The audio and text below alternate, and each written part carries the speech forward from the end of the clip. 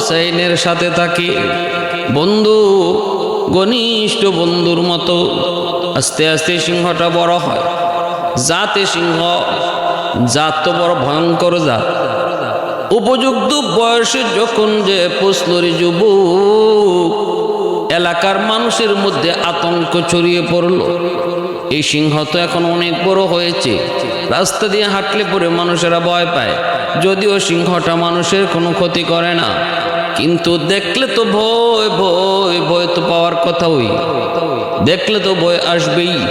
চতুর্দিকে আওয়াজ রটে গেল।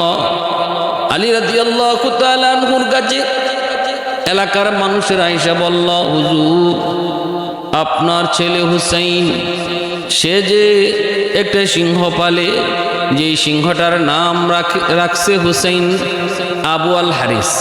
এই আবু আল হারিস অনেক বড় হয়েছে, এখন তার দেখতে বড় ভয় লাগে। আপনি একটা ব্যবস্থা করেন, আমরা এই সিংহের ভয়ে কাজকর্ম করি না, ভয় পাই। আলী রাদিয়াল্লাহু তাআলা আনহু হযরত ইমাম হুসাইন রাদিয়াল্লাহু তাআলা আনহুর কাছে আসলেন।